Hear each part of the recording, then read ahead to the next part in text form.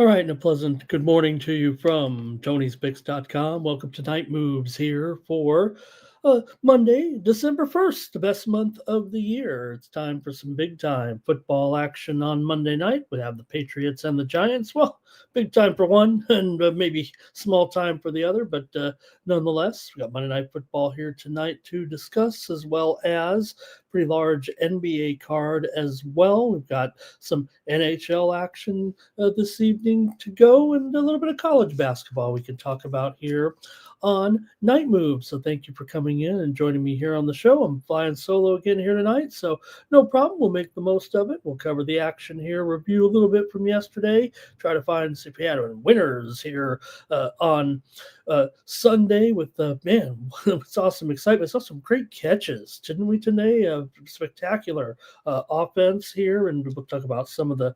I thought it would be a day of upsets. It really wasn't. It felt like form held true here for the most part on Sunday. Hey, I want to hear from you in the chat. I see a couple of you filing in here right now. Hello to Kenny Moe in the chat today, joining me. I might employ you, Kenny, here to help me keep the show going. Give me some picks and some information. We've got a dozen of you in here right now, so we're going to maybe a minute or two to see if some other people can't come on in and join us, and we'll get right to the previews here. But maybe be here for about 75 minutes or so this morning. Thank you for joining me. And I do want to recap some of the action here from Sunday's action in the NFL yesterday with the card. We did have some winners here. I had some winners over at Tony's Picks as well. I swept my plays, my props over there. Not all my plays. Actually, it has a few losers in there. But we did sweep the props last night with the game between the Broncos and Washington Commanders. How about that? 27-26 in overtime.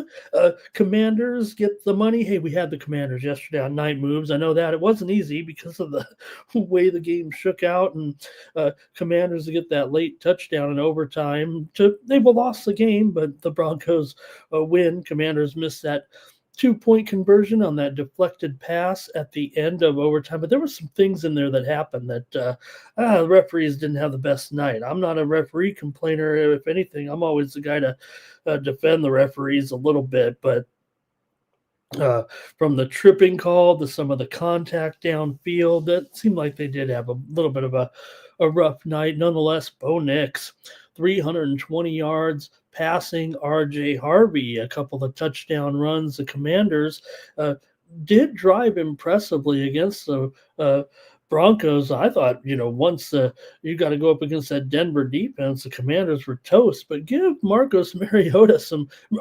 Mariota. What was they doing on Sunday Night Football with the pronunciation of his name? Everybody's having a fit with that. But they scored the time. TD and OT, missed that 2-point conversion, but Mariota, 350 yards, all-purpose yards, a lot of rushing yards as well. The Broncos defense, no wonder they got a little tired. They were on the field for 84 plays, so you got to give Washington a lot of credit for the way they came through and got the cover there last night. Like I said, we did have it here correct on Night Moves, so I'm not too disappointed in the result that way, but yeah, it felt like the Commanders deserved to be rewarded for their efforts there last night. Hopefully you got home with that one. Like I said, I did have my props come home there, a clean sweep in the props for me last night. I had take you over to Tony'sPicks.com here real quick, get that business out of the way. Maybe we could take a look at that and take a look at the props that I had here. I'm kind of on a roll in the props here, and just trying to get the lay of the land a little bit and the feel for what's going on there with our site, and really starting to click right now on some of the props. So let me take you over there and let's see how we did yesterday. Go on over to Tony'sPicks.com and use the promo code TonyT at checkout. That'll save 15% off all of our premium pick packages, including mine here on Monday. But oh man, look at uh, Al Ninos. Great job, Al. I hope you're out there, and I'd love to hook up with you again sometime. But 10-3 yesterday, and Ron Crawford, a couple of my old buddies, 17-6 combined yesterday alone. Great job, boys, there yesterday. Al crushing with a 10-win day. See some of the other cappers up there with pretty strong days as well. There's my Vegas brother Jorge up there 2-0. You got Justin McKelvey 6-4. Who's missing? Ramon Scott's missing from that list, but I didn't all hit my sides yesterday. I couldn't believe I hit some of those games. I ended up taking an L on a couple of them, but let me check out here to show the props at least that I scored with. And hey, there's some record over the last 7 days. I'm clicking in all sports here a little bit right now. Last 7 days in college basketball, 11-6. College football, 6-2. NFL, 13-9. Couple winners in soccer as well. Even though my San Diego FC got eliminated last night, or I should say 2 nights ago now, from the MLS playoffs, the expansion team. Here we go. Yeah, man, the Lakers, they kind of blew that big lead there. I tried the Lakers last night, but here we go. I had Evan Ingram in here last night. I talked about Ingram could have a big night, and did he ever? Could have ramped that one up. 79 receiving yards. I had the over with Ingram. Also, McLaurin coming back. I said with McLaurin at a return to full health, he could get his yardage here. So he looked strong against KC, and that he can be more comfortable tonight that he's healthy here. And he ended up with a big night, didn't he? Those catches and the 96 yards there. And I had McLaughlin over 22.5 rushing yards. That one was a little bit tougher because I thought actually that McLaughlin would kind of move up past that McLaughlin would kind of move up past Harvey a little bit, or be closer to Harvey, I think, with the carries. And Harvey did get a majority of the action, but McLaughlin was in there and did eventually get over. I think I may have needed the over. No, I think he was over in regulation, but there were, and then anyways, couldn't come through with a couple of these sides there yesterday, but it did have the Jets plus 3. We laid it with the Bucks. They could only win by 3, and give credit to Josh Allen there yesterday to come through big time there, looking like the player that he is. So, hey, go over to Tony'sPicks.com, checking out the handicapper leaderboard, see who's hot, and then get signed up. I'll have my plays available here for Monday. We're going to go with more props in Monday Night Football. We're going to roll those props. I'm going to give you hopefully the winner in just a moment on either the side or total. We'll see what I go with here, and we'll preview all those other games as well. But make sure you check out all my fellow cappers over here at Tony'sPicks.com. Everyone had a pretty good day there on Sunday. You see how deep that leaderboard is. So check us out over at Tony's Picks. Over last week, I think I'm still on top here. Me and Justin right there. Wow, look at that. 61-34. Why not pair Justin and I up right now on the 2-for-1 capper promotion? You'd pay for it 10 times over. It feels like right there. Over 23.5 units combined between me and nephew there. So great job, Justin, rocking it up here over last week, and I plan on continuing it tomorrow over at Tony's Picks. You know, you see me on a lot of different shows and a lot of different channels.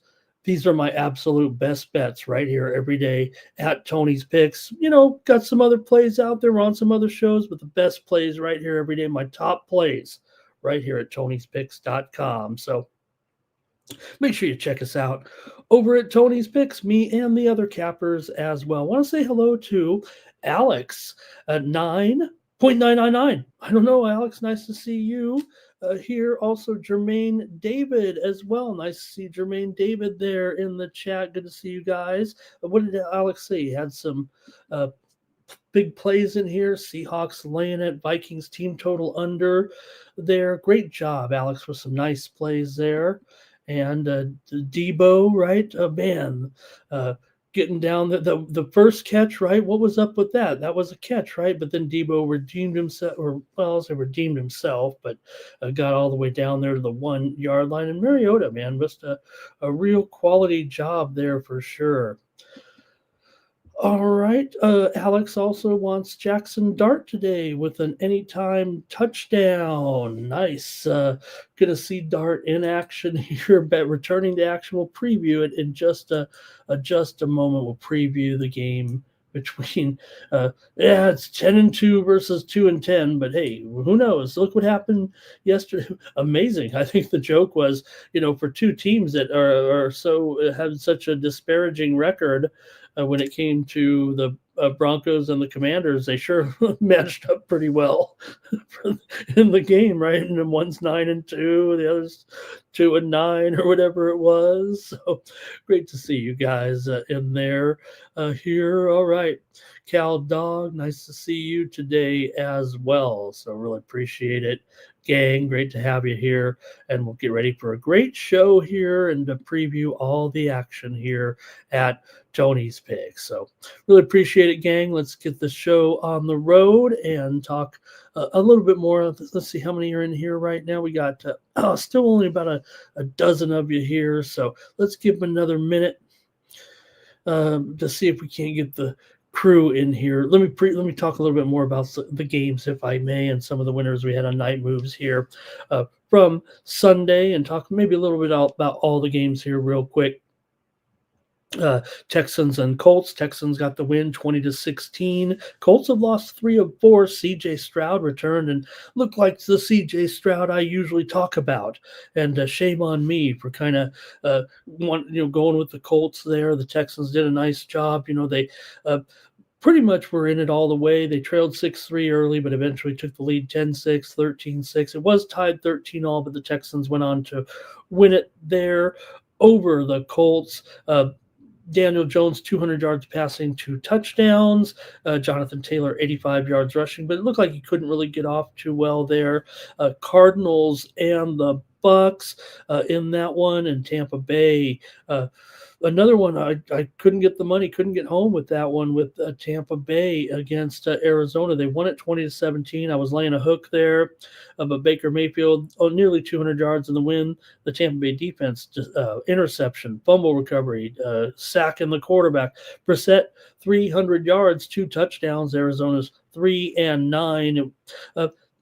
Buccaneers led all the way, but the Cardinals kind of got that backdoor cover. It was 20-10, and then Cardinals got a TD 20-17 final there. We did have a winner on Night Moves last night with the under in that game with Jacksonville and the Titans, 25-3. I thought the Titans would come with it a little bit in that game, but they continue to be the worst team certainly in the league. Trevor Lawrence, 220 yards, 2 touchdowns. Defense had 2 fumble recoveries in the game, and Cam Ward could only manage 140 yards passing and 2 sacks. I try to make excuses for him every week, but it's just not working out here currently. Hopefully he's still learning and can still be a viable quarterback in the future. But I keep kind of supporting him a little bit, and it's not working out. How about the big upset of the day? I said the upsets would happen, but they didn't. But they did for the Panthers.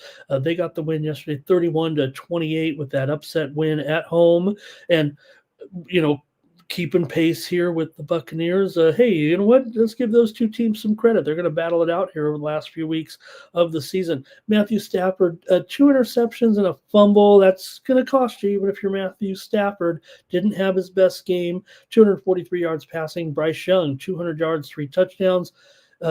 Really knows how to control it a little bit. I'm going to give Bryce Young a real credit here. I don't know if he's the most improved player in the league. He'll probably get overlooked because he's kind of a veteran now, but sure has been a turnaround season, it feels like, for Bryce Young.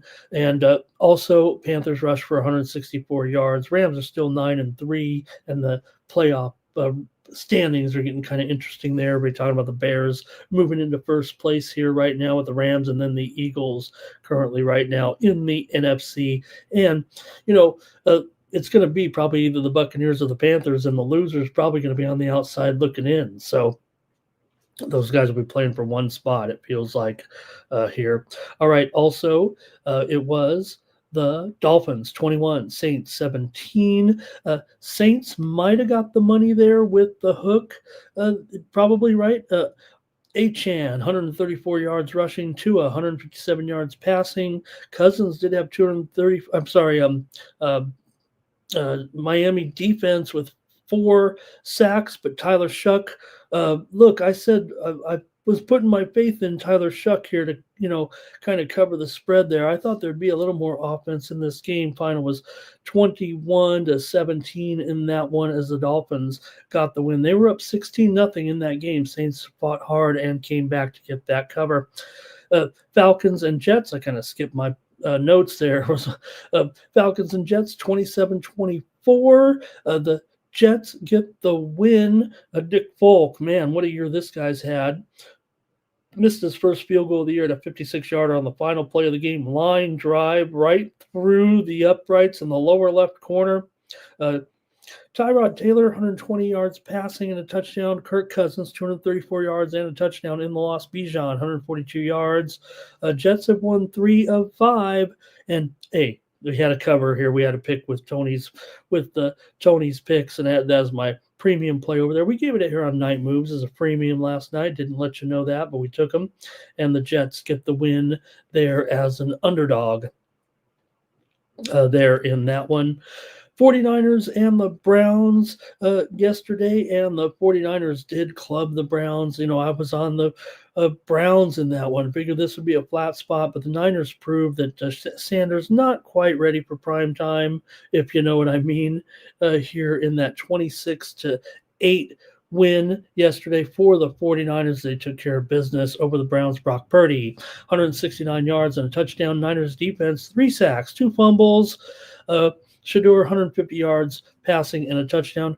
Quinshawn Judkins, 91 yards, looked good, but they just couldn't have any complete drives at all in that game. It was 8-7 Browns at one point, but they really could get no offense going after that. All right, hey, we had a winner here on Night Moves last night with the game between Minnesota and Seattle in that clubbing there, if you will. We did say take the under there yesterday, I think, is our play here on the show. 26-0. Seattle shut them out, kind of the way we described it there, right? Vikings defense, 4 interceptions of rookie Max Brosmer, which was kind of a record-setting performance in the way you don't want to have it. And the defense also had 4 sacks and 5 total takeaways. Ernest Jones with that interception return down the sideline for the touchdown. Sam Darnold, just 128 yards. That didn't matter. They didn't need him. Seattle rushed for 125 yards as well and clubbed the Vikings there. And the Vikings will, going to be looking for answers here at this point. How about Buffalo over Pittsburgh? Like I said, Josh Allen, what a nice job for Josh Allen to come in there and really deliver an MVP-type performance and outduel or outperform Rodgers easily in that game for the Bills, getting the win. It was Chris Benford that had the 17-yard fumble recovery for a touchdown. Allen just had 123 yards and 2 touchdowns, but knew what to do at just the right time there. Rodgers only had 117 yards. The Steelers defense, Steelers held the Bills to just 166 yards of total offense. That left the fans only one option, and that was to boo the Steelers off the field there towards the end of the game. Look, I was on the Steelers. I thought it would be a good spot for them, but Rodgers really ineffective. Pittsburgh's lost 5 of 7. My Chargers with the win to improve to 8-4. Hey, it's a cheat code when you get to play the Raiders twice a year. I think next week against the Eagles, that's going to be a pretty tough game. The Chargers are, I'm not calling them frauds. That's my team, but 8-4 with an asterisk here. It feels like they still crushed the Raiders. The defense just trashed them, quite frankly. Herbert, I guess it was a sprained index finger, but he's going to have surgery tomorrow morning.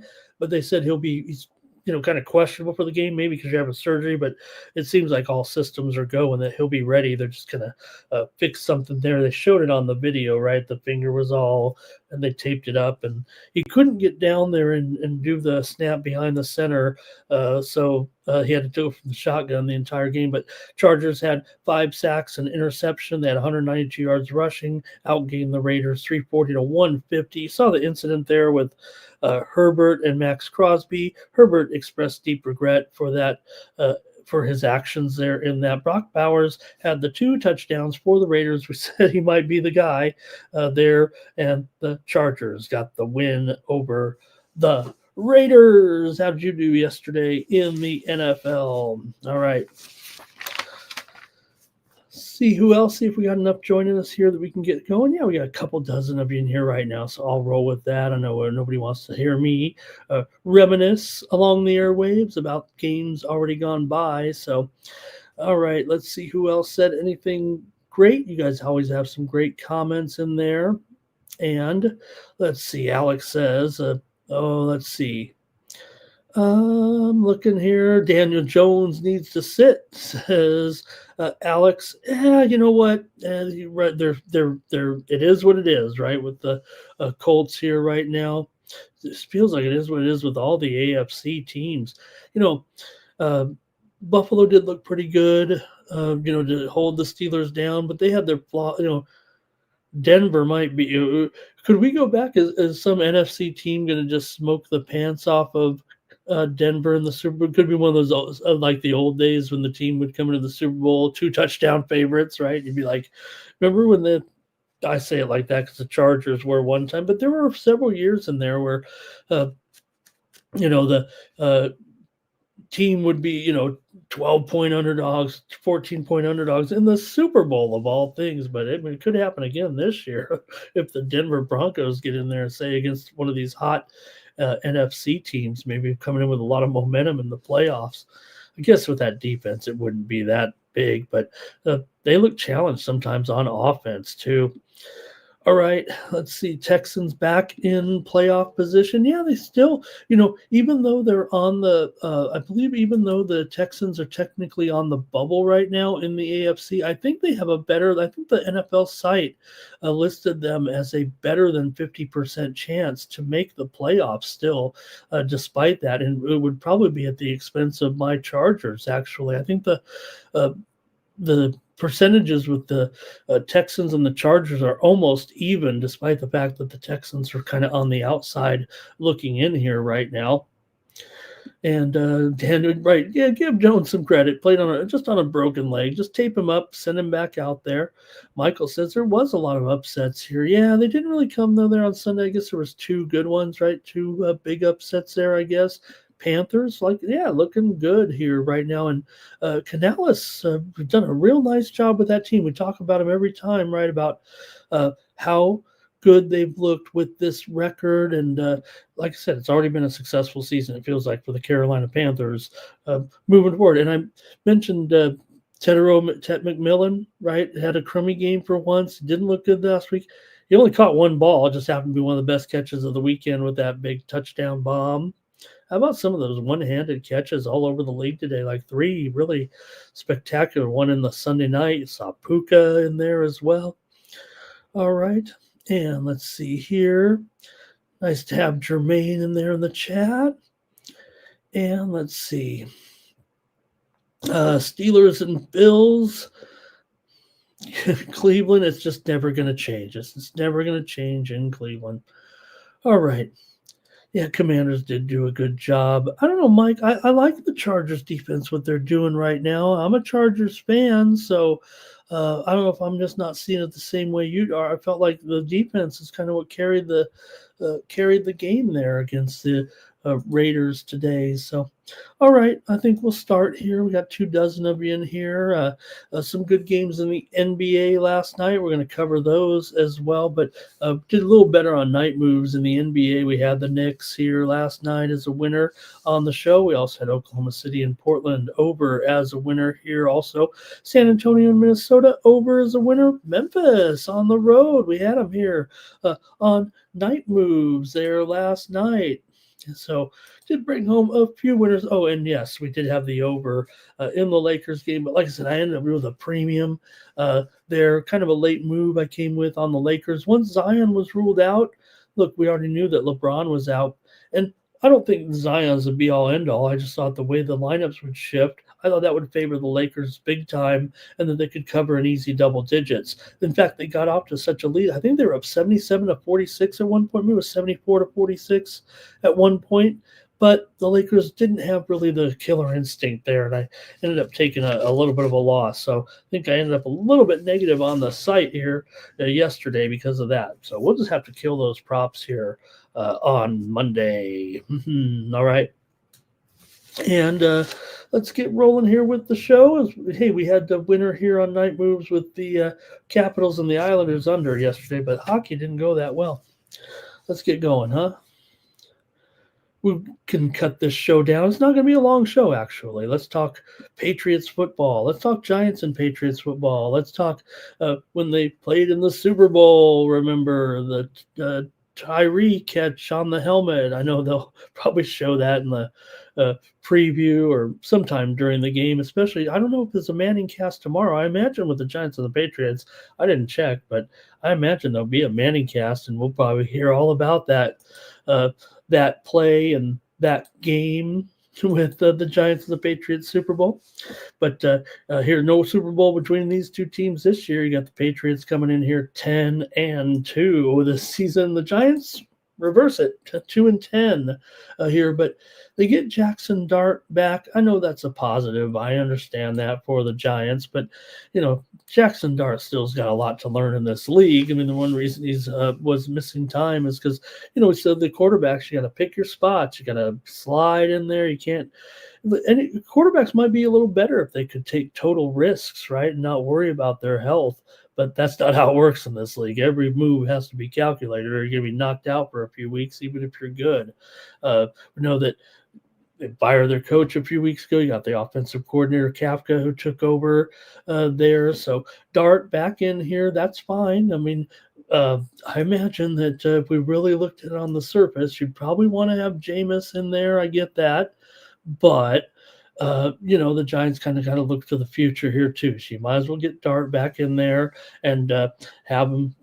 Maybe he is even a little bit better than Jameis sometimes, but Jameis did some special things there for a game or two, one game anyway. And of course Drake May and Drake May, if you know, you know. And probably in a pretty good position, I think, in this game. I want to give the Giants some kind of chance here, but honestly, it doesn't look like a great matchup at all for these guys, quite frankly. And it looks like a tremendous matchup for the running game of the Patriots, also for Drake May, probably Stephon Diggs.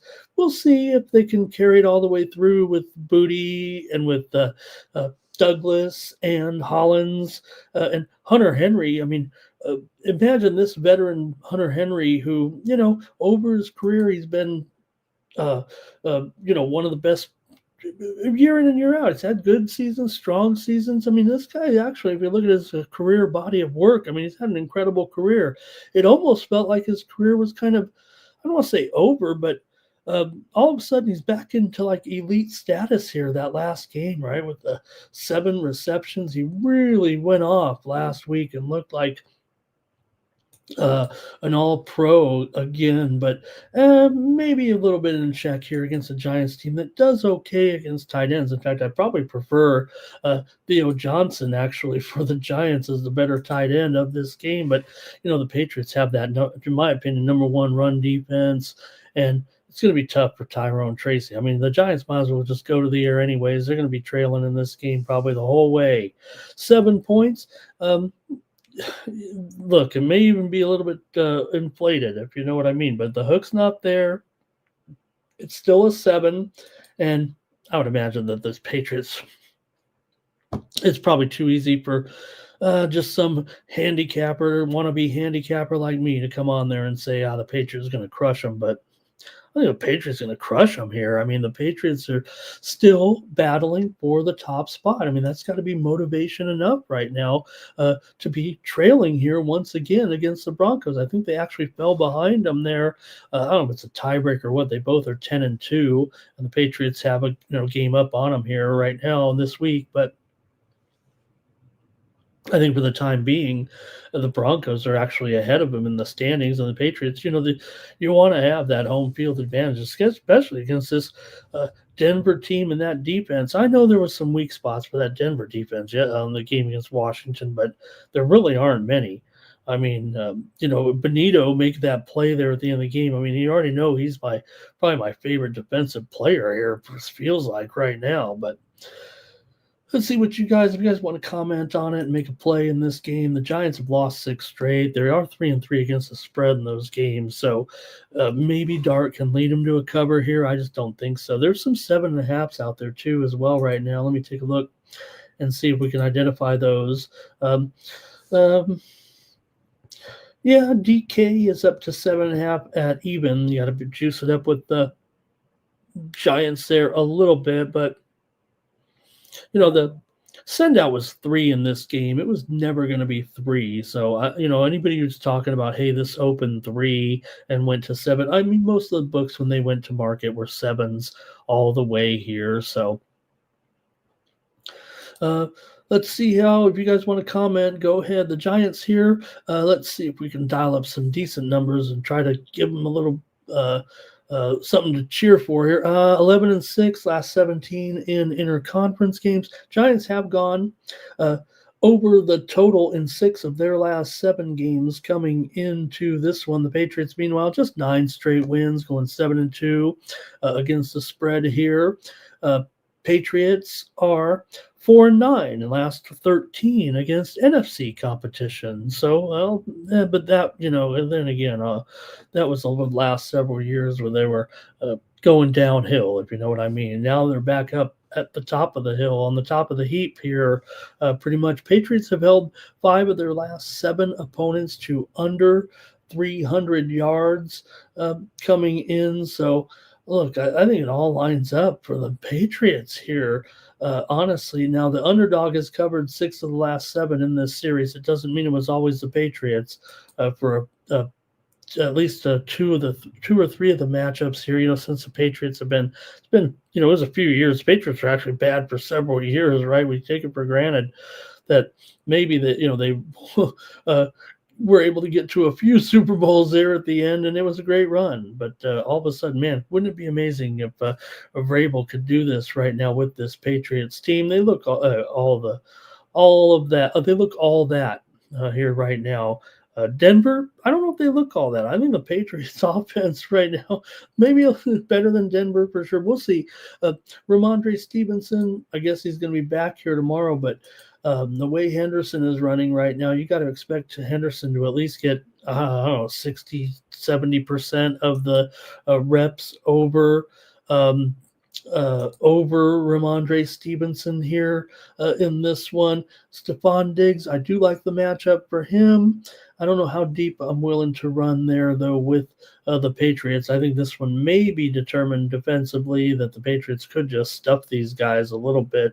Like I said, they're not going to be able to run against them. So, all right, chat. Let me see how you got it here. Giants cover and over for Michael. And Greg says the hook is there at DraftKings. And yeah, you got to look at the weather. It wasn't too terrible a day out there across the league, huh? Even in Cleveland, it didn't get too bad. Well, it was tough to throw. That might have been a little bit of a negative when it comes to Sanders, I think, right, and his performance there for Cleveland. Anyway, yeah, it's going to be below, I believe, about 30 degrees or so, but clear skies, no wind, just cold. 30 degrees. I don't think any football players rarely have a problem with 30 degrees. The fans might, but still cold. All right, Michael says Giants do have a decent passing game. Well, man, funny, right? Because Wan'Dale Robinson, I can't tell you how many times I was, played Wan'Dale and some of his props early in the season, especially after he had the big game against Dallas earlier there in this season, and then the next 3 or 4 weeks he was really a no-show. But last week was obviously a bust-out game there with 9 receptions, 156 yards, and a touchdown for Wan'Dale there yesterday. Let me check the injury report here with Slayton on the injury report here coming into the game. Let me take a look and see exactly how deep we're running here with these guys.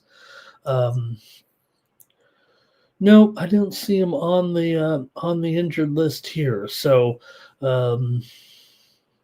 think everything pretty much all clear for the Giants. Kayvon Thibodeau is out of the game here with a shoulder injury. That's kind of maybe the major impact. But Wandell probable, Darius Slayton probable. So looks pretty good there for the Patriots. Let's see here. Jared Wilson is out. We don't want to be uh, missing your center there. Let's see here. Hunter Henry listed as probable here, despite being on the list. So, all right. For me here, I'm going to take the New England Patriots to get this one done. I expect them to be able to win and cover this one against the Giants. Like I said, it's 10-2 against 2-10. I know we just saw it last night. Washington was at home and played a pretty good game. In fact, that's the way I touted the game was I thought maybe for the Commanders last night, it was a game to, really have their mini Super Bowl, if you will, national TV. They played their hearts out, got the cover. They did even at the last moment, and thought that maybe that's how they would get there. And I don't see that one like this. I think it's a very motivated Patriots team. Giants, what's my motivation? Jackson Dart comes back. We want to play well for him. After a while, it's going to be cold out there, and maybe they can get the momentum through an early score or something. So, all right, Kenny Mose with the Giants. So Kenny likes the Giants here. Take the points. All right, you guys. I think that's a good look at Monday Night Football here. I'm going to go ahead and roll with that favorite. Give the Giants credit. They've covered the last 3 games. Like I said, covered against the Lions. They were getting 14. They covered against the Pack. They were getting 7.5. They covered against the Bears. Got to throw the Bears in there with the good teams now, right? They've had a tough schedule, and it only gets tough. Look at who they played in a row here. Detroit, Green Bay, Chicago, San Francisco, Philadelphia. Now and they're playing New England here. So they have a bad record, tough schedule. They've been covering, but I'm going to take the Patriots here. Patriots not always covering these numbers. They didn't cover against the Bengals, laying 7.5. They won by 6. They did cover against the Jets, and the Jets are a bad team, and that was at home. And not saying because they're from New York or anything, but so it does seem kind of similar there. They also covered at Tampa Bay, remember. Did not cover against Atlanta at home in that game that they won by 1 point, but they did smash Cleveland at home 32-13. So the Patriots can keep it going here on Monday night on Night Moves. All right. Let's go to the NBA. We've got 8 games on tap here in action. I believe 8. 9. Number 9. Let's go to the action here in the NBA on Monday night. And going to start it off here with the Cavaliers on the road taking on the Pacers here. In this one, looks like a good game at the beginning of the season, but we know the Pacers have been really run into a little bit of a brick wall here this season, but right now they're on a season-high 2-game winning streak. Cleveland's lost 3 in a row, actually, coming in following the loss there to Boston on Sunday night, 117-115. Boston was able to get that win in Cleveland. Boston continues to play well as well, but Cleveland's had a rough little stretch here with these losses. Meanwhile, for Cleveland, wins over Chicago and Washington here. I'm sorry, for Indiana, wins over Chicago and Washington. Indiana's done an okay job covering spreads despite a 4-16 record this season. They're actually 11-9. ATS 7-3 against the spread at home. Cleveland, meanwhile, just kind of the opposite. They're 12-9 straight up, 11-7 against the spread as a favorite, but they're 6-15. Talk about overrated right now, this Cleveland team. And again, when you're starting to lose like this, you got to kind of wonder if the Pacers are making some type of turnaround here, it doesn't quite feel like it at this point, but hey, they're getting points at home here. That might be of interest to you. Patriots have gone under in 13 of their 20 games this season. Cleveland's starting to trend under a little bit here of late. They've gone under in 7 of their last 8 games. They are 6-3 to the over on the road, but I think playing the Pacers here, man, uh, maybe they're trending under, but at 2:30, I'm probably going to take the over actually in the matchup between these two. I better stop reading my trends to you guys because I think the game kind of points to the under here, but I'm going to take the over here at 233, and I like the over with the Cavaliers and the Pacers actually. Like I said, Cleveland 6-3 to the over on the road, so that's not the basis of it. I'm kind of matchup specific, I think, with these two. Although I'll tell you this: uh, these two did not go. Let's say they played back on November 21st, and it was 120 to 109. Cleveland got the win at home in that one. I'm going over. All right, and let's see here. Let's continue on with the Bucks are taking on the Wizards, and you got the Bucks here, of course, favored minus 10 now. Man, really? I think this one may have fallen off the 10 actually since I typed these in a few hours ago. Yeah, we're down to 9, maybe even 8.5. Here right now, the Wizards have actually taken the move here. It feels like the total is 233.5. Maybe I should check in with the injury report on this one between Milwaukee. I didn't really look at it there in the Cleveland preview, but I didn't think there was anything too specific. I know Jared Allen was out for Cleveland. But let me take a look at this one, though. I want to see this one's moved here about a point or a point and a half. Giannis is probable. Sarr is questionable for Washington here, but we'll see if the Bucks can get their motivation together. You know, they were kind of in a losing streak there with Giannis out of the lineup, but he's come back here a couple of games. They did win and cover against Brooklyn, laying 11.5 last time out, but they were having some trouble before that. Washington, meanwhile, lost here last time out on Saturday to Indiana. 119 to 86. They got crushed. They were off of a win against Atlanta. These two teams are not very good against the spread or straight up. Milwaukee is at least 6-4 straight up on the as a favorite, but Washington 2-16 against the spread. Is this the game? Is this the game? Sorry. 5-13 against us, 2-16 straight up, 5-13 against the spread. But in the Milwaukee coming in here 3-6 against the spread on the road here. Washington 1-6 against the spread at home. Oh boy, this one's tough to want to commit one way or the other. But for Milwaukee here, they are just 4-12 ATS in their last 16 games overall. They've lost 7 of 8 coming in. They're just 2-4 ATS against Washington in their last 6 games. Washington also 4-12 against the spread in their last 16.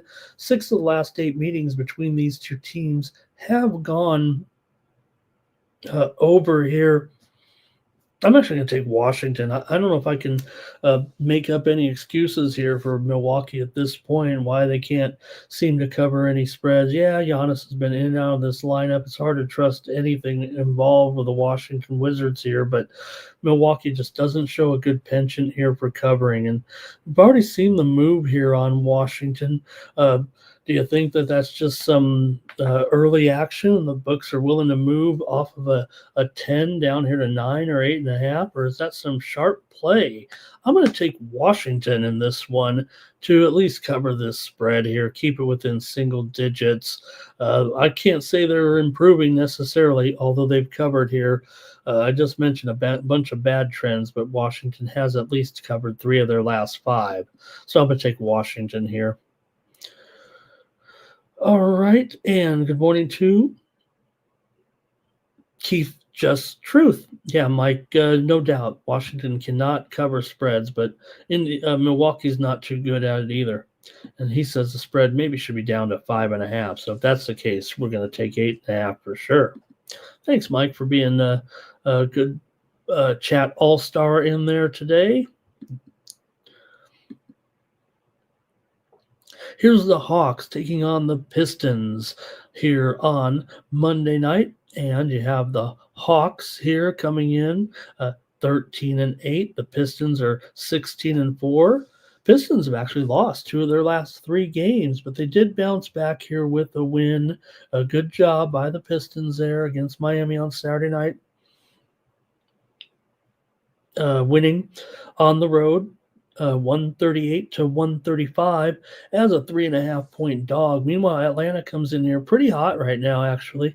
They've won 2 straight here right now. They got the money in both. They beat Cleveland and they beat Philadelphia last night. 142-134 in double overtime. Pulled it off there in the end after they actually ended up trailing there late. Even in the second overtime, but came through with some clutch baskets there to get the win there last night for Atlanta. So nice job there. Atlanta 7-4 against the spread as an underdog, 8-5 against the spread on the road. Meanwhile, Detroit 7-3 ATS at home, 9-6 ATS as a favorite here. They're 13-7 overall. Detroit, a good solid team here this season. They're even better straight up, but still covering plenty of numbers here right now. And for Atlanta, they've been getting the money here too. Now, these 2 teams have been flying over, that's for sure, especially Atlanta here of late. You look at the Hawks, they've gone over in 8 of their last 10. Detroit's gone over in 5 of their last 7 games coming in. The teams met back on November the 18th. It was 120-132, right along with this number right here. But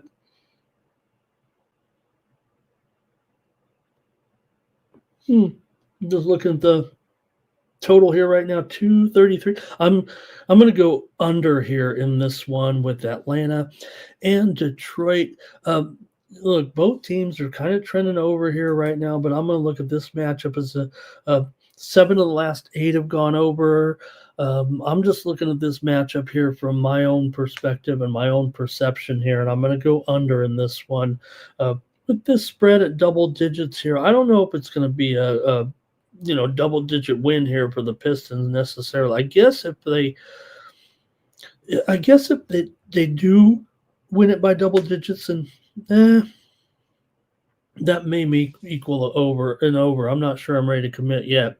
But Pistons have won the last 2 meetings between the 2 teams, both in Atlanta. Atlanta won the last time they were at Detroit.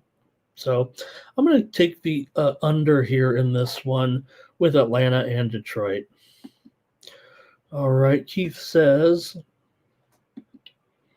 Pistons extendo and team total over.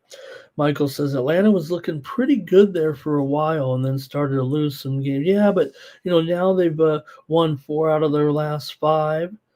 And Kenny Most is laying 9 with the Pistons. I mean, yeah, Kenny, it's been a great run, though, for the Pistons. I mean, I don't think it's a total fluke. Maybe they're starting to come back down to earth a little bit because that was just a wild run. But they're still coasting here a little bit. That's what I think, Michael. That's what I think in this game. Pistons, I think what Kenny said is right too. The Pistons are not a team that's going to go out there and be winning these games all by double digits. Are they as hot as they've been? Where's AEOD in the chat? Detroit's covered 11 of their last 16. Atlanta's just 2-5 against the spread their last 7 games against Detroit here, but I'm going to take the under. I know all signs point to the over if you go trend wise, but all right, Hawks money line here for Kenny Moe. All right, next up, here's the Bulls taking on the Magic, and you got the Bulls on the road, an 8.5-point dog. The Bulls are 9-10 right now. Meanwhile, Orlando's 12-8. Can remember when they started the season, things were kind of the opposite. But right now, Orlando's won a couple in a row, but they're even hotter than that, it seems like right now with their current run. Orlando here right now has won 5 of their last 6 games overall. They've gone 6-1 ATS in their last 7. Chicago's dropped 4 of their last 5. They failed to cover here in 6 straight games right now. Got kind of ugly here against bad teams too. New Orleans, Charlotte, Indiana. They lost to them all here right now. Who'd they beat? Washington. So really rough run here for the Bulls. They've come crashing back down to earth here big time. Orlando, meanwhile, continues to rock here. 10 of the last 15 meetings between these two teams have gone under. Orlando's gone over in 6 of their last 7 games overall. Chicago's gone under in 8 of 11 games on the road, but they're 7-2 the over as an underdog. I think this one's going over with Orlando and Chicago here. Orlando's gone over in 6 of their last 7 games overall. Orlando's covered 6 of the last 9 meetings between these two teams, but I'm going to end up going over in this one between Chicago and Orlando. Chicago's 6-3 to the over as an underdog. So give me the over here in this one with Orlando and Chicago. Even at 240 up there, I got this one going well over here. The two teams did meet back in October. It was just 110-98. The Bulls did win and cover on the road, but I expect we've seen some high scoring games from these two, especially Chicago and that bad defense. I gave up 143 to New Orleans, gave up 143 to Miami, gave up 123 to Charlotte in a loss. Meanwhile, for Orlando, they've been more doing it with their offense. They scored 144 against the Sixers. They scored 129 in a loss against Boston when they gave up 138, and they scored 133 against the Knicks and 129 against the Clippers recently as well. So give me the over here with the Bulls and the Magic. All right, and let's see.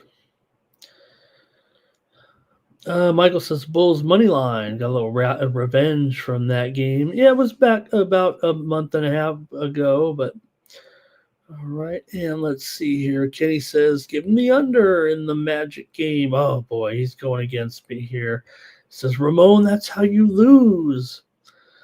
All right, yeah, we'll see. That last game did go under. You're right about that. But look, he says Magic will slow the mediocre Bulls down with that defense. Yeah, you know what, Orlando, maybe a little bit surprising there as far as their defense has been looking here. Good job by Orlando here of late. So I'm going to still go over here in this one.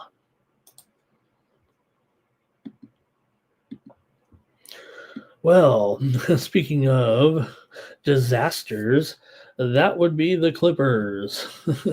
Man, 5-15 here right now. You know it's kind of a cluster going in ever since the news broke over the offseason, right? With the Clippers and Tree Gate.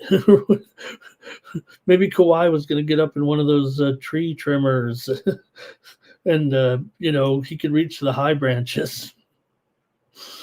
All right, Clippers on the road. They're getting just 6 here from the Heat. Is it broke? Is this thing broken or what? Maybe it's up to 6.5 here at a few books. It opened as low as 4. Now the Heat did lose here on Saturday night to Detroit, as we said, 138-135. But they were on a winning streak before that. They were getting hot again. They beat Chicago, Philadelphia, Dallas, Milwaukee. There now they did fail to cover in the games against Dallas and against Milwaukee. They were laying, some numbers here, no doubt. But against this Clippers team, let's see what the injury report has in store for us here. Bogdanovich out for the Clippers. Jaquez questionable here for Miami. Kashad Johnson questionable as well. So, but here you're looking at what, 6.5 here. Um, right now with this, it just doesn't seem to make sense to me. I mean, the Clippers are playing terrible, and the Heat are still doing a pretty good job. I know they didn't cover these last couple of games, but Clippers lost to Dallas last time out on Saturday, 114 to 110 at home. They were only favored in that game and couldn't even come up with a win because this team is totally dysfunctional. They lost to Memphis, they lost to the Lakers, they lost to Cleveland. I'm willing to take the Miami Heat here and lay 6 points against the Clippers. I mean, maybe they'll come up with one of those efforts here, but the Heat are still 13-7 right now. Clippers 3-6 against the spread as a dog. Heat are 7-4 against the spread at home. I'm going to have to take the Heat here. I won't take the Heat. If the Heat comes through, I'll take the Heat in order to win the bet. Give me the Heat in this one. See if you like it in the chat. And let's see here. Sad Clippers. Kenny, I'm a Clippers fan. I know you might know that. I'm a Clippers fan, actually, but that's why I know this team here. Michael says Clippers team total under. And easy bet here. Let's go. First game on a road trip in Miami.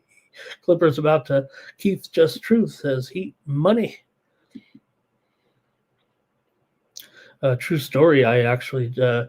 I didn't know what I was doing at the time. I just thought it was a hot shot, kid just graduated from high school or whatever it was. I'm like, hey man, the Heat. They were a new team in the NBA, and I'm like, hey, I could go be a 18-year-old announcer for this team. Why don't I send a tape in? Back then, little cassette tapes. They actually send me a thing back. Said, hey, pretty good job. Maybe you're just a little too young, but you got what it takes. Little did I know I'd be here on the Tony's Picks YouTube channel 50 years later. All right, let's keep it moving right now. And I'll stop wondering what could have been. Could I have been the next Sam Smith? All right, Hornets and the Heat here in this one. You got the Hornets favored on the road by 4.5. Total 227.5 maybe here. Charlotte's won 2 in a row here right now. They're taking on this Nets team that's back to losing again. 4 straight losses coming into Toronto, New York, Philadelphia, Milwaukee. They gotten blown out pretty much in all of them. Didn't cover 12.5 against the Knicks. Failed to cover 7.5 against the Sixers. Failed to cover 11.5 against the Bucks. Going bad here for the Nets, but at least they're playing the Hornets. I guess they got a chance. Hornets come in here just 6-14.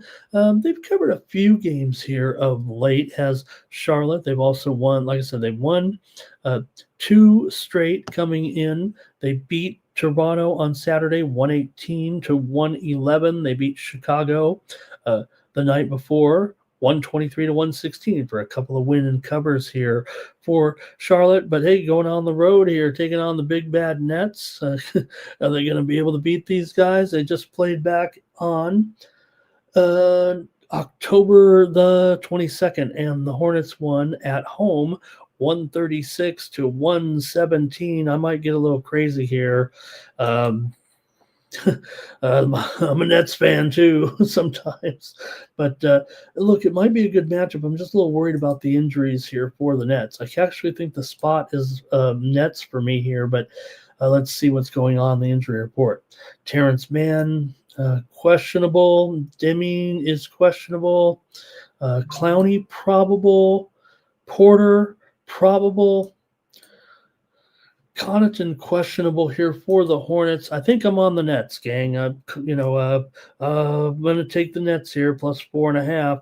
I would hate to go on a YouTube channel and tell everyone in the world that I'm on the Nets, but I think I am here. I'm going to try the Nets plus 4.5 at home against the Hornets. All right. Right, Michael, right. Well, when you're 18, when you're 18, you're like, hey, I could just go in there for an expansion team. Remember, the Hornets and the Heat came in at the same time. I believe it was the Hornets and the Heat came in the same year into the NBA.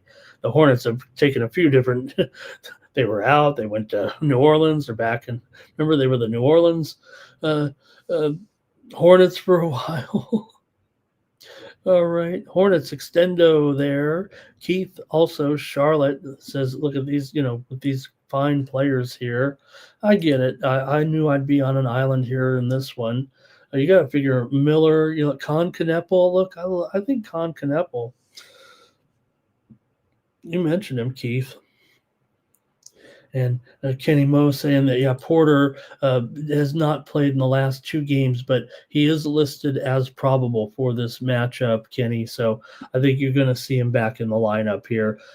We left that Knicks game, remember, but before that, I mean, he had been playing pretty darn good there for about a week and a half. I know he smashed his props there pretty much every night for about 4 or 5 games in a row, maybe 6.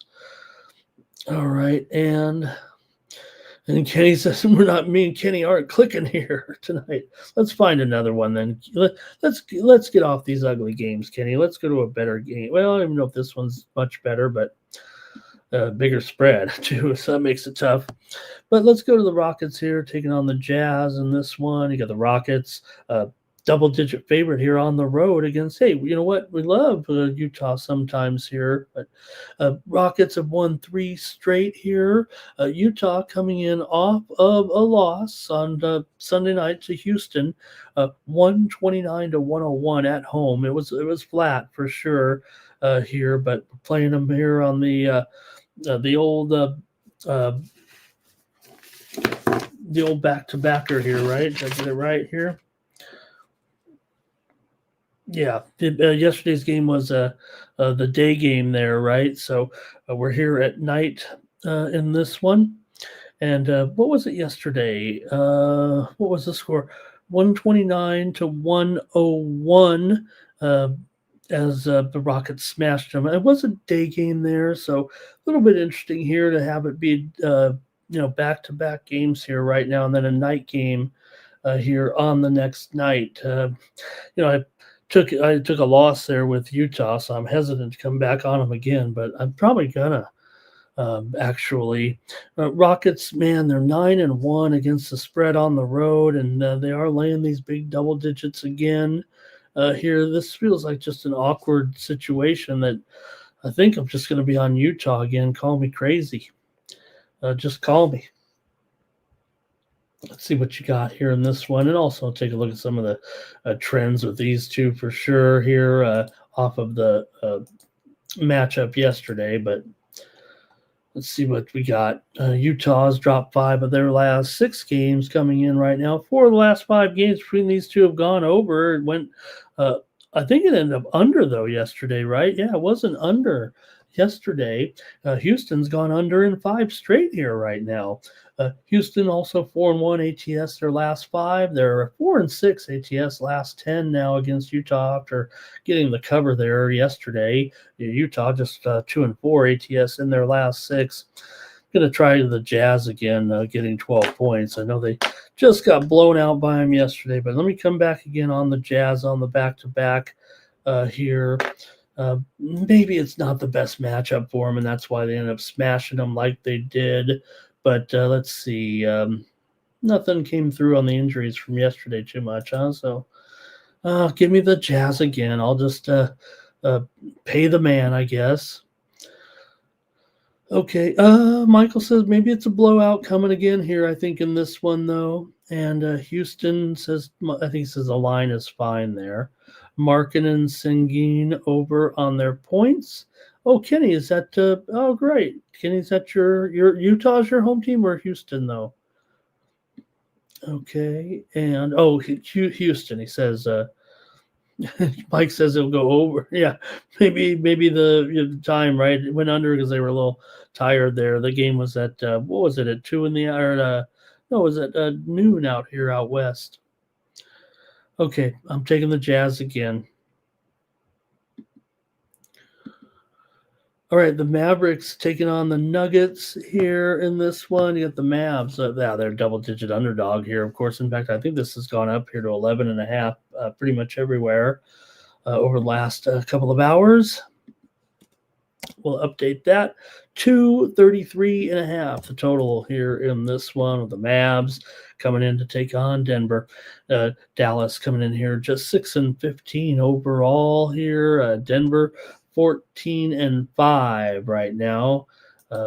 But still got to lay a big price here. And you got Anthony Davis. He is probable here apparently right now for this game. And Gafford is doubtful. They did have that whole lineup. I mean, Lively's out. They've had injuries again here in Dallas, and that's kind of hurt them.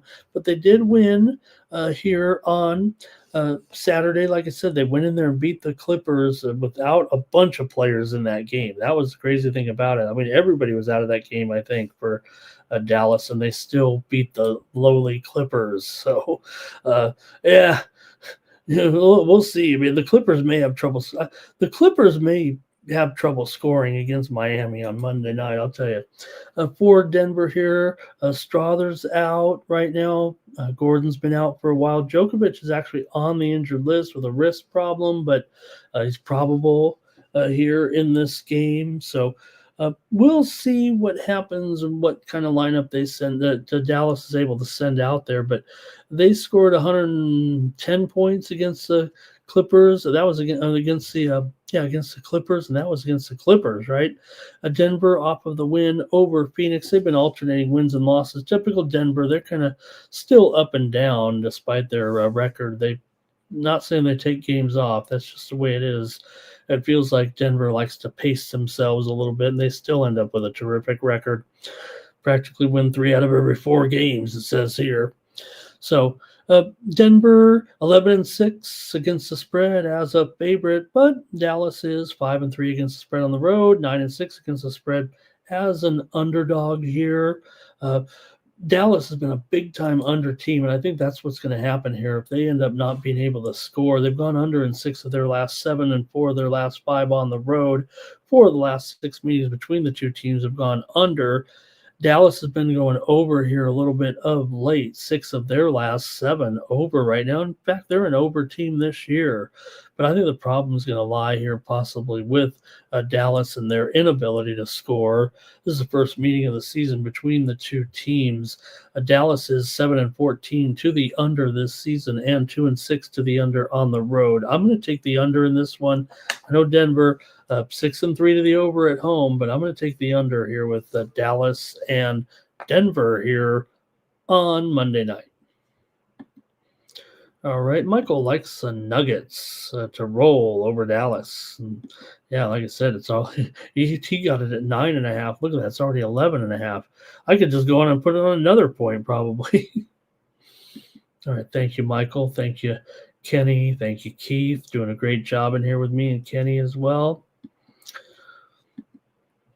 All right, Suns and Lakers. Lakers on the back-to-back here after disposing fairly enough. Another victory for the Lakers. They did not cover, though, against New Orleans there. That's 2 in a row. They didn't cover against subpar opposition, Dallas and New Orleans. Now, you have to say that the Suns are a little bit above those teams here, no matter how you look at it. Yeah, the Suns aren't the best, but boy, they sure have been having a nice season. Still, they've lost 2 straight here to OKC and Denver. Not going to fault that. They covered against OKC. They did get blown out by Denver on Saturday night, but still, Phoenix 14-7 against the spread here right now. Lakers only favored by 5.5, and well, they met back in, let's see, I think they have played once already this season here. Okay, let's see. Lakers 7-game winning streak. They're 11-4 against the spread. Last 15, 6 of the last 7 meetings between these two teams have gone under. So Lakers have gone. It went over again yesterday, right? In that game late. Lakers are. I think they're 9-0. What did I say yesterday? 9-0 to the over at home this season for the Lakers. Woo! Now this one's at 235. I'm going to go with Phoenix. I'm going to go with Phoenix. They're getting 5.5 here, but man, Lakers over in every home game this season.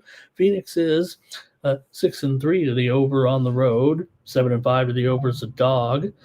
Phoenix also just 5-4 against the spread on the road. I mentioned it because they're actually 9-2 or 9-3 against the spread at home, but still covering. Lakers doing a great job here on this winning streak. Yeah, they're starting to lay too many points. Maybe this one isn't as high. I'm going to take Phoenix here in this one against the Lakers.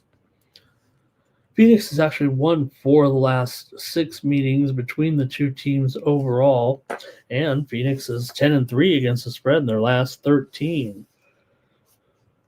Nothing from you guys in that one, so I'll just get ready to move on to the National Hockey League here on Monday night. We've got a nice little NHL card here. Get the hockey picks here. And 5 games in the NHL here on Monday night. Gonna get it started here real quick with. Let me fire up the goalie computer, which hasn't been very reliable here of late, believe it or not. Now it's kind of made me look a little bit with egg on my face here when we get to the next morning, but I'm still going to try to give us the best chance here overnight. I want to see at least who might be in goal, but maybe I'm just flying by the seat of my pants here sometimes to make a guess. Like I said, I usually choose whichever site has at least 2 or 3 of the sites I use to say which goalie is in there. I kind of go with that. But all right, let's just see here with these two. With the Penguins taking on the Flyers here. Rivalry time here tonight. Man, usually one team's kind of maybe on the up and up, and the other one's kind of stinking it up. But here, both teams are pretty strong here right now. Pittsburgh coming in 12-7-5. Philadelphia 14-7-3. Flyers have won 3 straight. Pittsburgh does come in here off of a loss to Toronto 7-2. Got blasted. Philadelphia, meanwhile, 3-game winning streak with wins over Florida, the Islanders, and New Jersey right now. Philadelphia 6-1 as a favorite here. But man, you're playing Pittsburgh. Watch out. In this game, man. Pittsburgh, I know, look, they still got a decent record here, and teams did meet back on October 28th. Flyers got the win at home, 3-2 here. Now we're dealing with a 5.5. Yeah, Pittsburgh 8-6 to the over as a dog, but Philadelphia 2-5 to the under as a favorite. All right, I'll see here. Pittsburgh right now is in 6th place in the Metro Division. They are 3-3 on the road. Meanwhile, Philadelphia 8-3-2 here at home. They're up 2.5 units at home so far this season, but I think Pittsburgh might have a little something for them here. Actually, and I'm going to take the Pittsburgh Penguins in this game at plus $1.15, $1.20 or so. Give me the Pens here to win over the Flyers here on Monday night. I see some comments here in the chat. See how you have it maybe here. Silovs comes in here with a 4-4-4 record, 3.0 goals against average. Vladar 10-4-1, 2.43 goals against average coming in. So let's see here. There's Kenny's. He's home on his computer now. I got to get it right. When Kenny turns into, he's got a superpower. He turns into Kendrick when he gets home. Thanks, Kenny. Michael says Flyers to fly. Timothy is here. If it's NHL, Timothy's ready to chime in. And there's Andrew. Andrew, did you tell me earlier? I maybe missed it. I'm sorry about that. And he had the Commanders. We had the Commanders. That was a sweat, boy. I think we were ready to call it a loss there, figuring Denver scored now. But like I said, Washington, those 2 strong drives in the game over a tired Denver defense is on the field there for 84 plays, huh? All right, and Cal Dog here. He's on the over. And Michael says, if it's Penguin, if I like the Penguins, he says, I think he's saying like he likes them too. And if I agree with you, Ken, I agree with you, Michael. In fact, I think it's over no matter which team wins. Actually, I don't want to give them the whole. I'm not always right. I think we went 1-3 yesterday on the show. But all right, and thank you guys.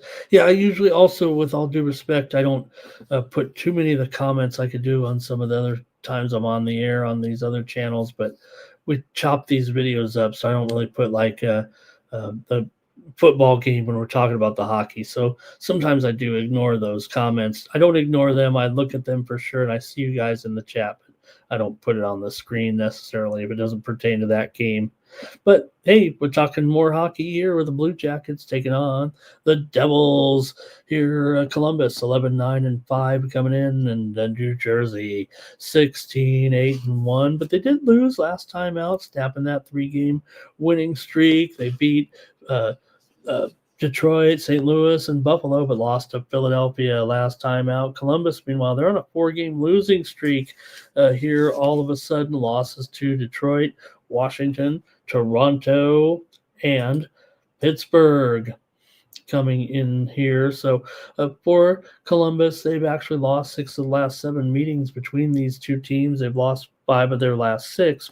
Overall, they're 5-12 as an underdog this season. New Jersey 9-1 at home here in their last 11. They've also defeated Columbus in 5 of their last 6 games at home. 4 of the last 5 meetings between the two teams have gone over here in New Jersey, although 4 of the last 5 meetings overall have actually gone under. So they go under in Columbus and over in New Jersey. The teams just met back in mid-October. It was 3-2. Devils at home got the win in that one. So that also goes here a little bit, but I think I got to go under here in this matchup with Columbus and New Jersey at 6, under at -120.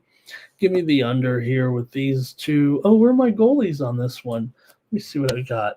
I think it's not confirmed here, but I think I'm going to go with Greaves and Markstrom. What do you guys think?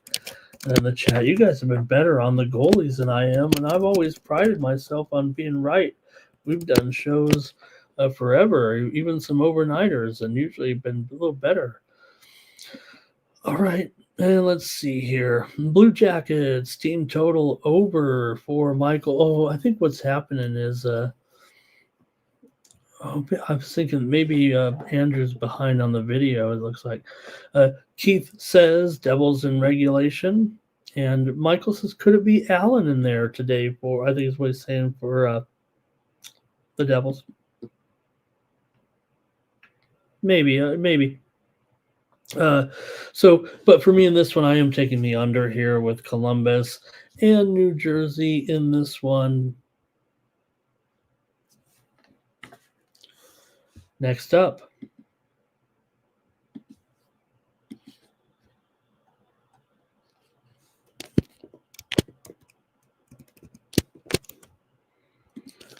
All right. The Jets are at the Sabres here at Buffalo. Buffalo's a slight favorite here, $1.15, 6.5. Going Comrie and Ellis here possibly. Maybe the backup's coming in, but Comrie comes in here 5-4, 2.91 goals against, and Ellis 4-2, 3.13 goals against. I won't dive too much into those because I'm not sure if these guys will be in there or not.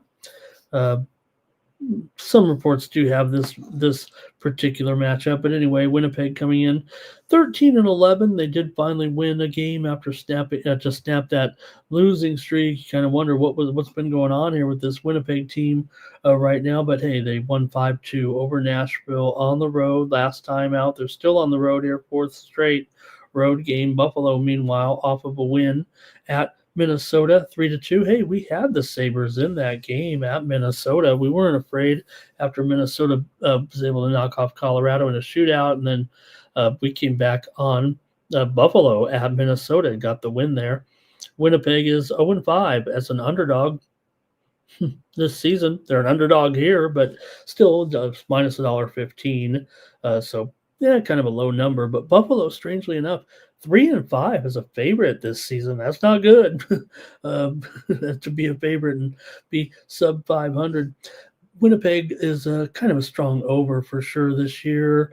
14-10 overall this season for the Jets. They've also gone over in 5 of their last 6 on the road, 7 of their last 9 overall. Buffalo, however, has gone under in 4 of their last 5. This series has gone under in 9 of the last 12 meetings. Buffalo's gone under in 5 of their last 7 overall. But Buffalo, it kind of equate it this way a little bit. Look, they are, what did I say, 3-5 as a favorite. They're also 1-6 straight up at home against Winnipeg. And it's not like, Winnipeg's been okay. We know Buffalo's had their ups and downs too, but it just seems interesting right there that they don't play very well at home against this team, and Winnipeg's won 5 of the last 7 games overall. So Buffalo's been an under, and Winnipeg's been an over. I get that here. Buffalo 6-9 to the under at home, but I'm going over in this one. Buffalo is 5-3 to the over as a favorite because they give up too many goals. So watch out. I think Winnipeg could win this one, maybe in the 4-3 range. I don't know if I'm willing to commit to Winnipeg just yet, but I'm going to go with the over here in this one. All right, and Michael is on the Jets, but Timothy's on the Sabres. All right, and you can see there. All right, here we go.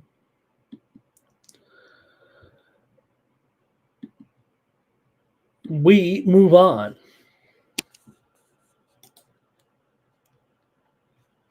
All right, next up.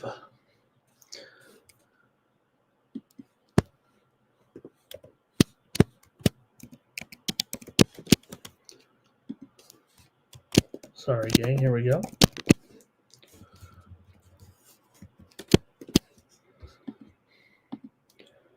Ducks and Blues here with Mrazek in goal, taking on the Blues and Hofer.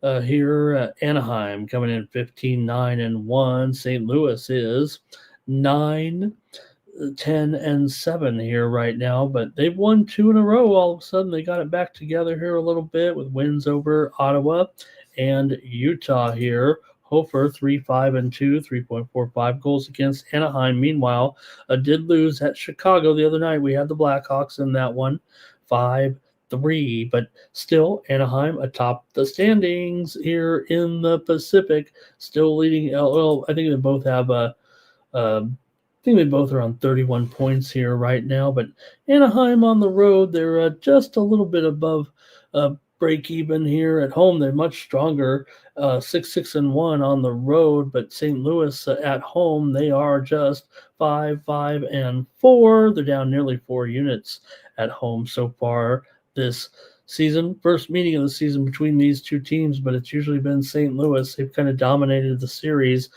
They've only beat them in 10 straight games, so maybe this is the one. I think this is the one. I kind of want to take Anaheim here as plus money to break that 10-game losing streak. I'm bucking all the trends here on Monday. Anaheim still, they're a different team than all those other 10 matchups whenever they were. I guess it's probably last 5 years, right? So, it'll be these guys are both Western Conference the last couple of years, but still, no matter what, it's still been for the last 2.5 years, all St. Louis. St. Louis has lost 14 of their last 20 here, though, right now. A little bit of a struggle, but like I said, coming in off those wins here might be enough. St. Louis has gone over in 4 of the last 5 meetings between these two teams. Anaheim's gone over in 5 of their last 6. I'm taking Anaheim here plus money in this one against the St. Louis. Give me the Ducks. I'll do it. They're going to break that 10-game losing streak against them. And I'm always Mr. Trend. Come on. All right. Blues upset spot for Michael. Like I said, I wish Andrew was caught up and be able to answer him in real time. He's behind us, I think, watching the football portion of the show. Timothy here is on the over. And let's see here. And Cow Dog likes the Ducks with me. All right. All right, one more here right now in the NHL to look at. Give me a moment to tell Andrew when he reaches this point. I'm sorry I didn't answer any of his questions. If I could go back in time, I would. I'd answer every one of them. Kind of funny how that works out. Okay, here we got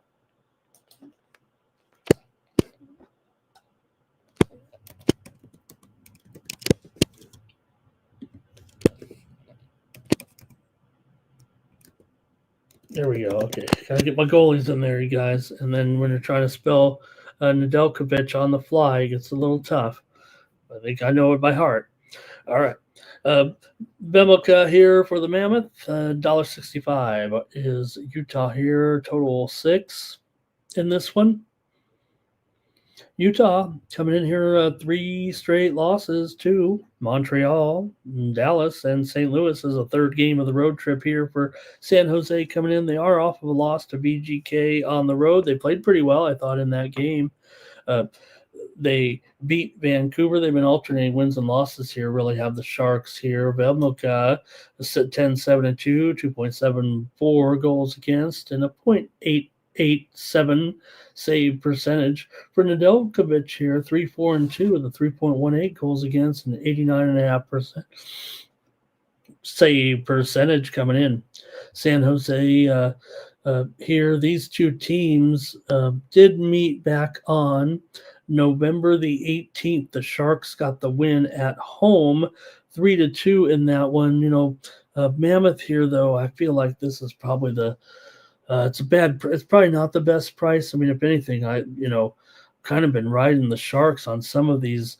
I don't know, call it inflated here right now. Utah's doing a nice job. We know San Jose's done a really great job as well, but I feel like this spot, though, favors the Mammoth. I'd probably just be playing the Mammoth because I think they're going to win the game, and I might ignore the not a professional better move, if you know what I mean. Usually professional bettors are playing numbers, but I think I might be on Utah here in this one at $1.65. I'll take them at -1, and maybe they can clear that and win it by 2 to get the price down. But I'm going to take Utah in this game. I can hear from you guys and tell me why I'm wrong here, but Utah's been, they're down 5.25 units on the road. I can't give you a solid rationale other than I think the matchup that I know it's 3-2 there. Sharks won at home, but probably can, I like maybe to turn the tides on them here a little bit. That was just about 3 weeks ago. San Jose right now, they are still 8-4-3 at home. They've done a real nice job, but I'm taking the Mammoth here in this one over the Sharks. The Mammoth have lost 7 straight on the road, but they are 6-2 in the last 8 meetings against San Jose. They've had some struggles here, but again, they are favored here. San Jose has gone under in 10 of their last 12. They've gone under in 8 of their last 9 games at home. 8 of the last 11 meetings between these two in San Jose have gone over. 5 of the last 7 between the two teams have gone over as well. But I'm going to take the Mammoth here, and I'm going to be that guy. And Michael's agreeing with me, Mammoth to bounce back, get that win. It says that the Sharks had tough games in there, right? Look who they played: Ottawa, Boston, Colorado, Vancouver, VGK. Here's an under for Timothy Hawk. Sharks money line for Cal Dog. Says if the Sharks lose by 1, I could take them at the +1.5 there. And Keith on the Sharks at home +1.5. Yeah. Okay. Yeah. I see what you're saying. Cow Dog Sharks +1.5. I get it, but it's still, I think, what is it, -$1.80 with the Sharks +1.5 in this game. So I don't know if I want that.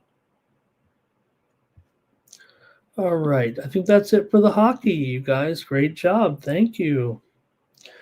And let's go now next. I've picked out a couple of college basketball games we can look at here real quick. It's a real short card, so I think I've only picked 2 or 3 games out here. And, Andrew, hey Andrew, welcome to the welcome to the hockey portion of the show. Hope you heard me talking about you in there. So, boy, I got a little interval here. Let me go back and answer some of Andrew's questions. We're in between the segments here, so I can um, here a little bit. Watch out for the Niners there. I put it back. Put Mac Jones back in, right? Probably to Pittsburgh. Wouldn't that be incredible if he could end up in Pittsburgh? I don't know if Pittsburgh will be bad enough for that record. And Arch Manning, no, I don't think so. Now I don't think I think one more season right now for Manning. Plus, you know, Cooper's not the probably richer than Peyton, but the Manning family, right? They do pretty well for themselves. I don't think they're in any hurry here.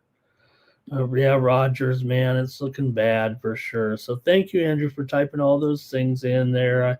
I was hoping you'd catch up on the show here.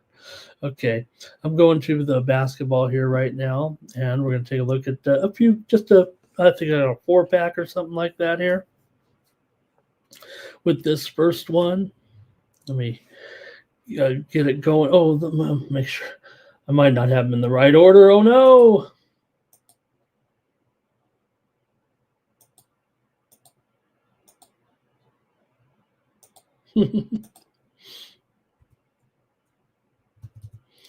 All right.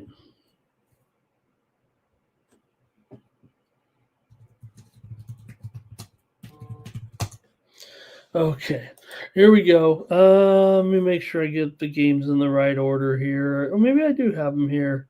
Okay, let's start. I'm going to start over here.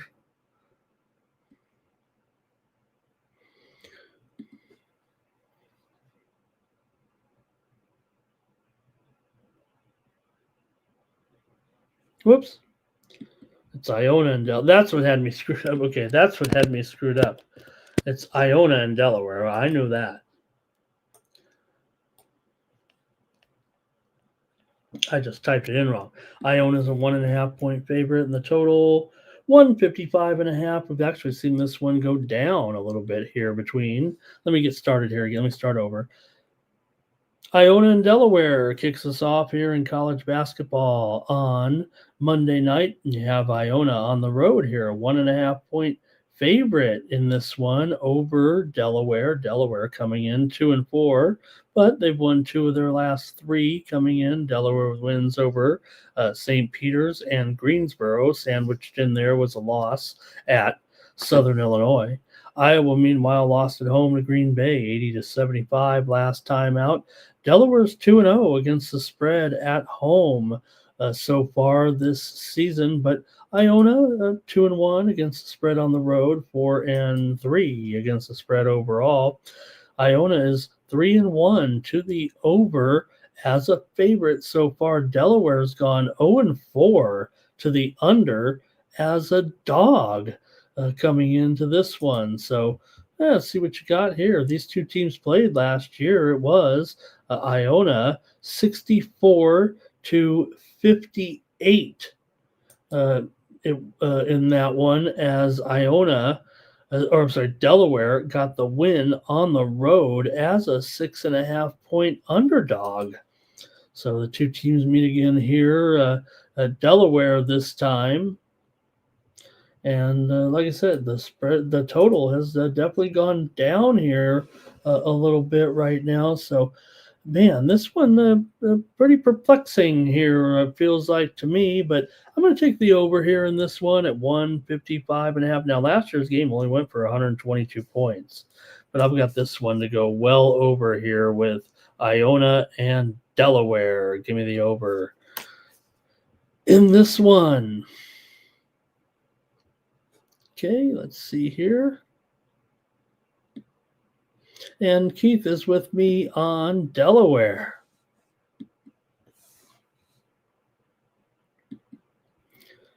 All right, next up.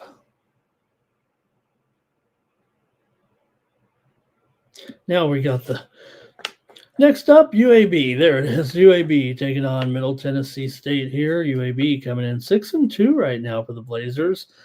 Total here 155.5. Blazers favored by 3.5. Middle comes in 4-3. They've lost two straight to George Washington and McNeese.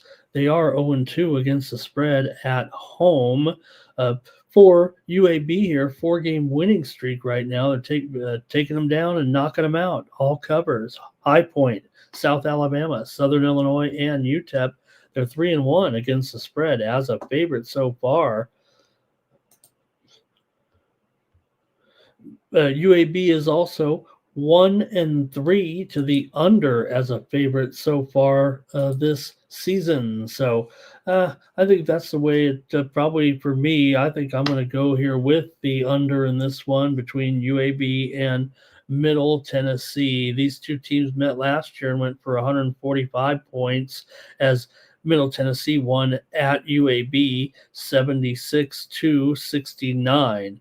They also met in 2023 here at Middle, and it was 58-57. The Blazers won on the road. So I've got the under here in this one between UAB and Middle Tennessee.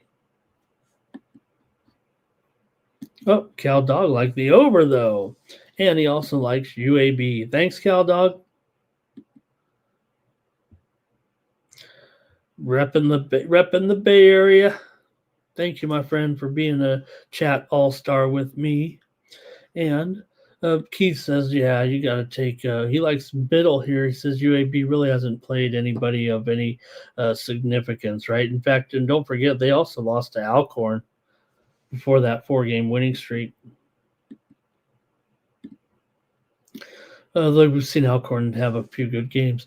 Okay, McNeese is on the road here, taking on Incarnate Word.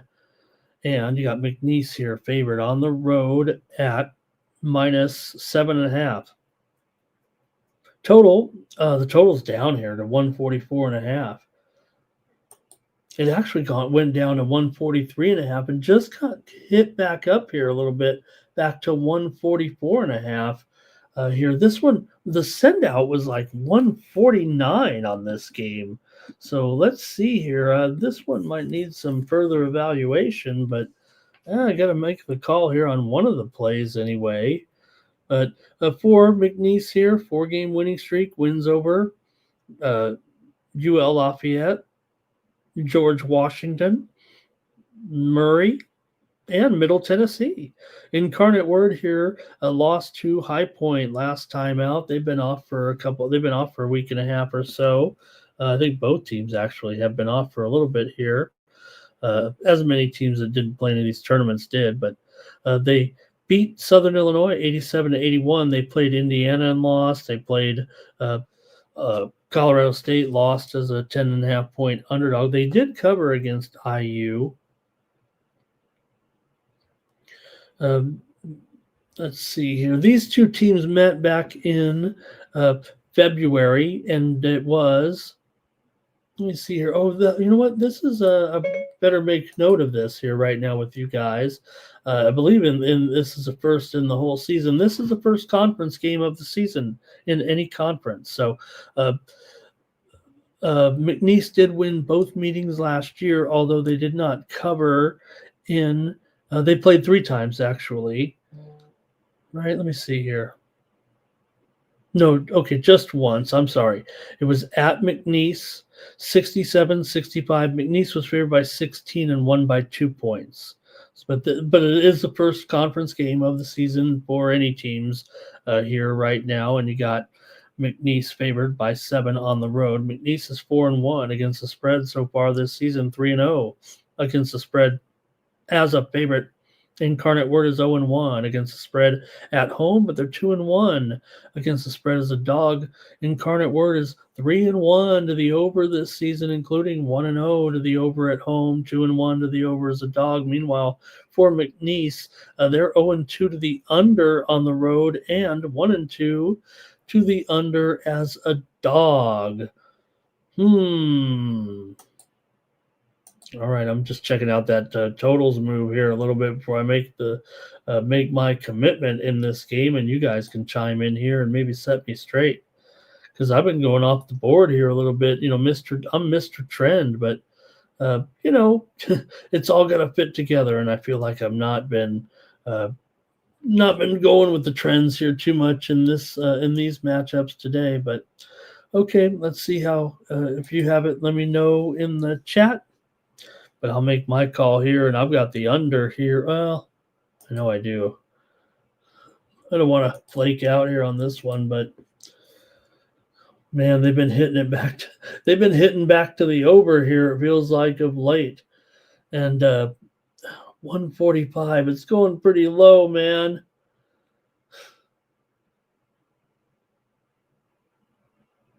They're really coming back the other way. I better just trust my numbers here in this. Better just trust my numbers here, I think, in this one.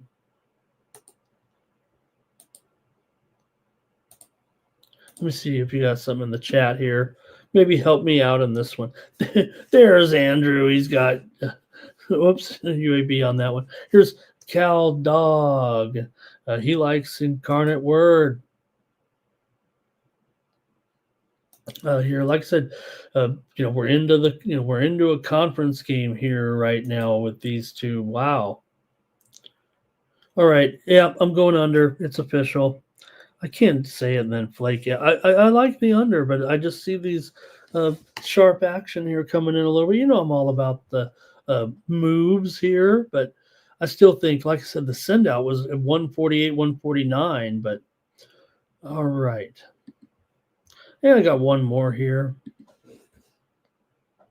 Got the Lancers of Cal Baptist, Colorado, Buffaloes. Both teams are 7-0. We're previewing this one. Cal Baptist here has done a great job at 7-0. They beat Oregon State last time out, 75-69 at that. I think that was at an event. They also beat USD 76-61. They beat Grambling and failed. Beat Riverside, though, and covered. Cal Baptist is 3-0 against the spread on the road, 2-0 against the spread as an underdog. Colorado, though, meanwhile, 5-2 against the spread so far this season. Colorado is 5-1 to the over at home, 5-0 to the over as a favorite here. But Cal Baptist is 2-5 to the under and 1-2 to the under on the road. So see what you got here in this one with the interesting matchup here. Cal Baptist and Colorado. Colorado comes in off of a win over Washington at home. They crushed them 81, or it was at home, right? Or let me see. Was that a tournament game? Oh, yeah, that we're playing in Palm Springs. That's right. They beat Washington 81-68, but it was all covers from there. They covered against USF as a 1.5 point dog. They beat them 79-69. They beat Davis 95-79. They beat Alabama State in there as well and covered. They covered against Providence. So, man, they've done a pretty good job here right now. So, all right, in this one, I got to take Colorado Buffaloes. Cal Baptist done a great job. I'm going to take Colorado here. I'm going to lay 12 points, 12.5. Give me the Buffaloes in this one. In fact, is it even higher than this, actually? Yeah, it's 13, so let's be fair here. Bump it up to 13 for Colorado.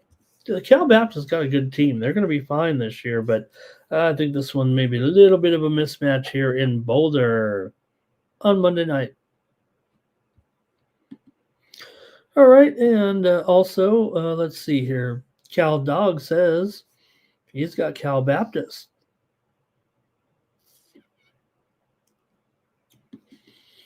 All right, I guess that's it for Night Moves. Really appreciate you guys being here. I'm fighting the yawns, so I might have to get a few hours sleep here before a big sports betting day on Monday. Hey, head on over to Tony'sPicks.com and use that promo code Tony T at checkout. Save 15% off all premium pick packages. Take a look at the list of handicappers over at Tony's Picks. Click on the All Cappers tab. You'll see them ranked according to how hot they are in the computer algorithm. Usually you see the top guys here at the top. And look at that. You got Justin up there doing a great job. You got Ron Crawford up there. You got me. You got Alessandro doing a good job. You got Al Ninos. My man Jorge here also. And there's Brian in there. Great to see Brian as well. There's DeAndre coming on home as well. So check it out. All of our cappers here on the list here at Tony'sPicks.com. You see them all in there. A great job by the crew. And always click on the handicapper leaderboards and see who's hot. Hey, I'm up there. You saw me right here. Look at this. Over the last week, doing a pretty good job. 34-19. I plan on keeping that rolling here on Monday night with some props in the NFL. And I'll also have some sides here. I think maybe I don't know if I can get a 3-pack of college plays, but going to have a little something here. But I think we'll be focused on that prop package for sure on Monday night. So make sure you catch me over at Tony'sPicks.com. Use the promo code Tony T at checkout. Save 15% off all premium pick packages, including mine, here on Monday night. All right, that's going to do it here for Night Moves. I want to thank my chat all-stars for doing a great job here. Look at Cal Dog. Cal Dog's my man. He's betting international basketball in the middle of the night. I can really appreciate Cal Dog here. So I appreciate all of you, actually, and everyone in the chat and everybody watching here tonight. We got a few dozen of you here still hanging around. So really appreciate it. We'll be back here tomorrow. More Night Moves at 2:30 Eastern, 11:30 Pacific time, or somewhere around whenever I'm ready. Whenever I can get the show together, we'll be on the air. That's what it is. Pretty much me scrambling to make sure all the picks are right and ready to go with all the previews and things like that. I make it look easy, don't I, guys? All right. It's going to do it. Appreciate it. Catch you tomorrow. More Night Moves. For Tony'sPicks.com, I'm Ramon Scott. So long from Night Moves.